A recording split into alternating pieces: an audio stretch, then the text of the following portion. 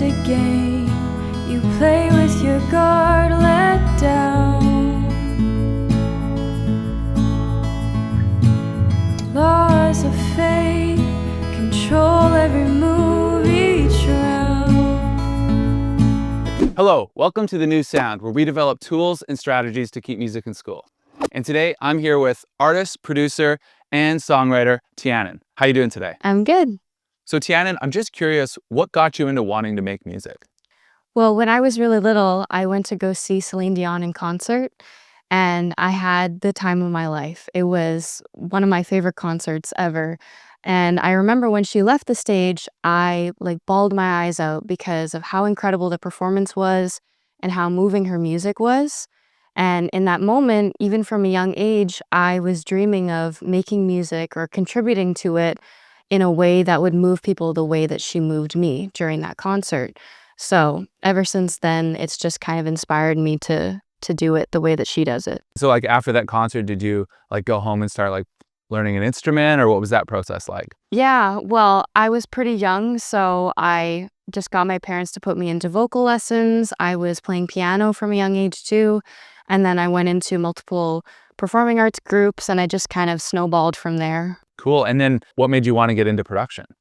Yeah, well, being on the performing side of things, I definitely had an interest in having a little bit more creative control, and not just being kind of on the stage, but also pulling the strings of making the music and the intention behind it. So definitely going into producing has given me that opportunity. I'm just curious, what inspires you to make music? So normally I start from a life experience that I go through or any type of experience. I think it's really great to take something that you've gone through and transform it into an art piece or something that other people can also benefit from. So when you're translating it into a track, it's like writing a story with all the instrumentation and the lyric writing. You can really just stem from that one life experience that you started from, and it just kind of goes from there. How do you overcome creative block?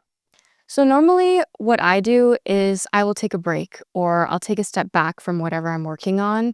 I think a lot of people push through or they have their own things, but for me personally, if I hit a block, I am doing too much. I'm in the groove of things. I've just been churning out things too much that I've forgotten the intention of why I do things or why I'm making the music. So stemming back from the life experience or the thing that sparked the creativity, I have to go back to that. So I think it really resets everything when I take a step back and go back to life and go back to the things that inspire me to make music in the first place.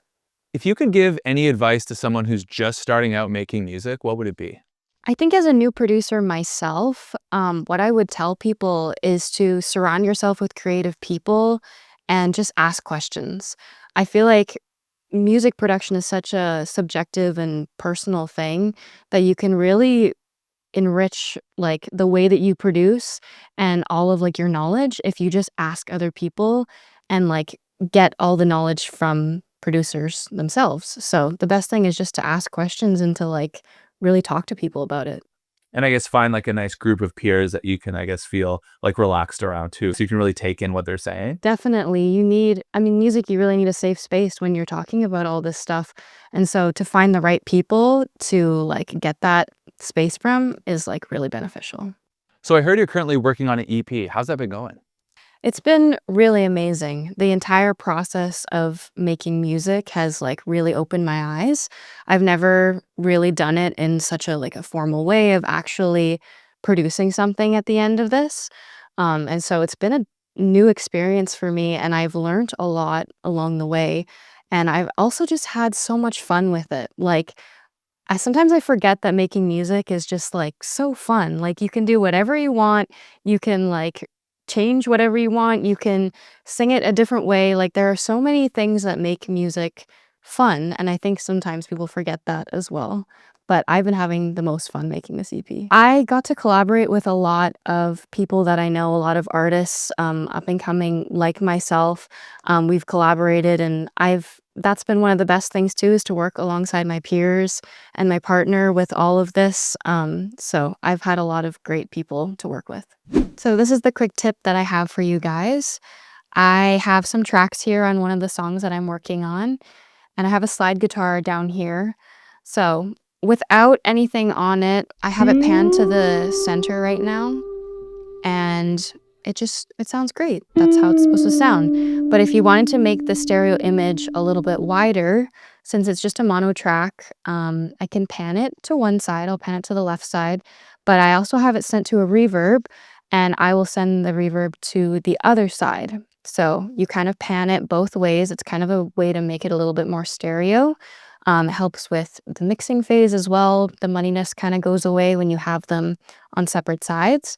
And so with it, you have it on the left side and the reverb on the right side, and it just makes things a little bit wider, a little bit cooler in the mix. And yeah, that's a tip. I just want to give a massive shout out to the Edith Lando Digital Learning Center located at the University of British Columbia, because without them, we wouldn't be able to make this content. Thank you so much for watching, keep creating, and I'll see you in the next video.